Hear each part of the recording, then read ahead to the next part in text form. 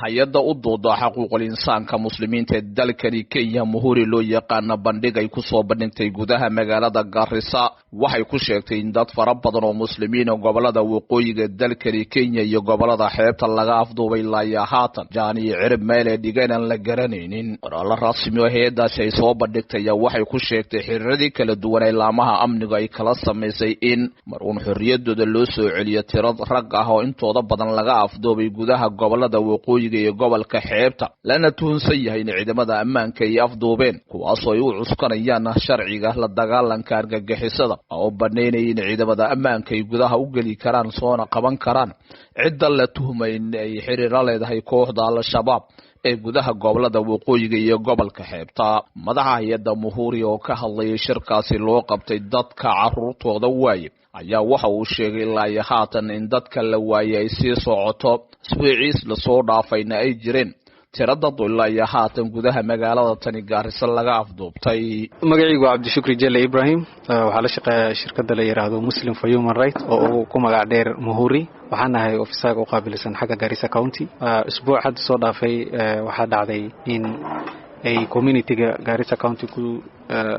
ay soo warameen in dad la baxay jiraan oo dadka iyaga ay qiyaasayeen intay yihiin dadka dawladda u shaqeeyo oo la yaqaan special forces-ka arrin waxa jirta aan dawo socon weeyga hadda la soo dhaafay oo aan Garissa County gudaheeda ka dhacday oo aan dawo galnay ilaa iyo county commissioner-ga arrinta u sheegnay security committee-da u sheegnay ninkaas intii la waayay oo markii la qaadayna dhalin asaga u dhalay la jireen Nuur Sahal Abdullahi oo kamid ah dadkaasi la waayay hooyadiis oo ka hor hadashay guddiga xuquuqul insaanka muslimiinta in mar uun ay dawladdu ku wargeliso dhimashada iyo nolosha wiilkeeda Nuur Sahal Abdullahi wuu iga maqan yahay 3 sano iyo hal bil buu maqan yahay meedkiisana ma helin muuqiisana ma arkin dunina meelaan reeba ma jirto hata Bambaaso waan aaday meel kasta waan aaday wax ilaahay uma aan helayn ma jirto inay dileen inuu nooliyo ma ka warqabi haday meedkiisa itusi lahaayeen waan samri lahaayeen macaan oo muslim baan isharay ilaahay ba isiiyay hela fara badan oo halkaasi dhamaantood marka ka sii dambaysa makarafoonka qabsanay waxay ahaayeen kuwa calool xumo kugu dilay habka caruurtooda si loo afduubay jirdilka iyo dhibaatooyinka loo geystay xilliga la afduubay waxayna aaminsan la haatan in ay raq iyo raad meelay dhigan aysan garanaynin dawladana waxay ka codsadeen in ay soo bandhigaan caruurtaas laga kala afduubay degmooyinka gobolka waqooyiga bari dalka Kenya oo dhamaantoodna ku tuhunsan yihiin ciidamada gaarka ee la dagaalanka argagixisada ay afduubeen magacaygu waa Maryam ka soo jeeda degmada Dadaab afar wiil oo maadeertay baa maqan meel lagu sheegi karo raq iyo toon aan leen 2017 baan la wada qaaday afartii wiilba ilmahooda ma agooma ma aabay qaban ilaa hadda waan ku wareersanay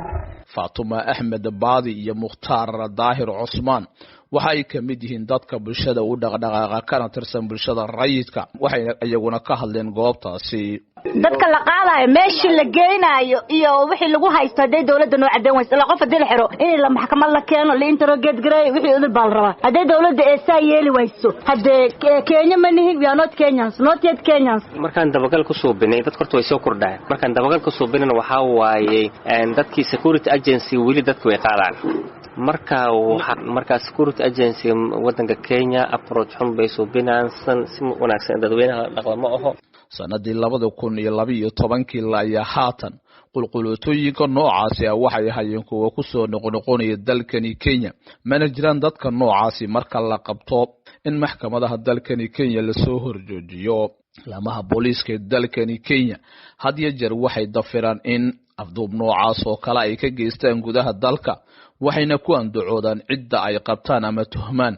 in ay keenaan maxkamaduna ay tahay cidda go'aanka ka gaariso ku lug lahaanshaha ururada argagixisada ee dalkani Kenya qayb ka tirsan ku dhuumeelaysto tan iyo intii shabaabku ay qulqulatooyin ka geysteen gobolada waqooyiga dalkani Kenya iyo gobolka xeebta waxa la waayay rag fara badan oo muslimiina loona tiiriyay in xiriir dhow ay la leeyihiin kooxda al-shabaab